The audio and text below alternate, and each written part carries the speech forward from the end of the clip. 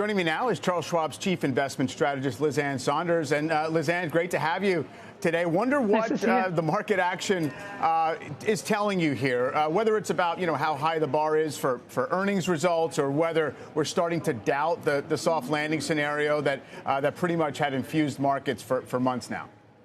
I do think that there is some doubt with regard to the soft landing scenario, and I think Dudley's comments reinforce that when you look at the lift off the lows in the unemployment rate and some other cracks that we're seeing, not just in the labor market, and potentially a double dip in housing and manufacturing kind of heading slightly lower again after some hope that it was going to pick up. I think obviously the lift in small caps started with the more benign CPI report, but I think what's happening now is there's a bit of differentiation within the small cap universe, and our take has been you want to fade the low quality part of that move, because with this extreme outperformance on the part of small caps has come a huge drop in forward earnings estimates for that index. And I think that just highlights that there's still a lot of zombie companies, non-profitable companies.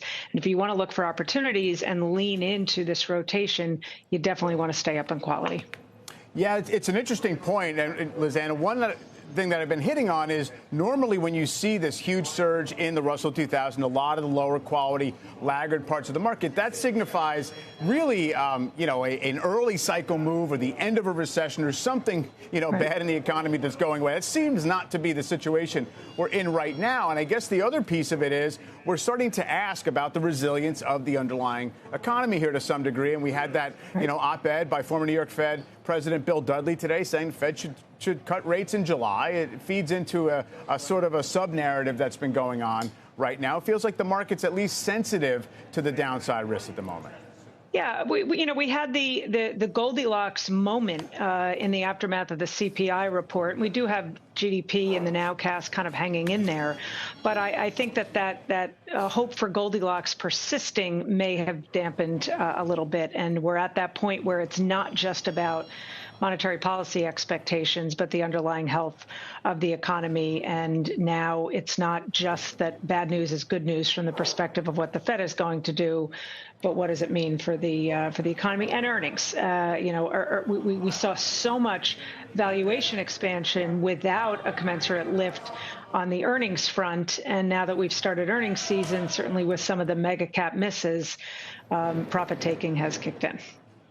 Now, that being said, I mean, even if you looked at the projections, the broader group of stocks outside of the real kind of secular growth areas weren't really supposed to start carrying their weight on the earnings growth side until later this year. So right now we sit with the S&P like 4% off a record high. Arguably, it came in fully valued into July. It's, the sentiment was pretty optimistic, you could argue. And so we're working some of that off. And I guess the question is, sure, the market's concerned with the possibility that the economy falters. Are you concerned about it, or how would you navigate it through investing? Well, keep in mind that even before the CPI report, when the S&P and the NASDAQ were at all-time highs, and I think we talked about it on this program a couple of times, at the point where you had no more than a 7% maximum drawdown in the NASDAQ at the index level, the member has had a 40% maximum drawdown. So this idea that the market has been incredibly resilient in the face of all these uncertainties, be it monetary policy, the election, geopolitics, wars, et cetera, all you have to do is look under the surface of the cap-weighted indexes to see that there has been a lot of churn and turmoil.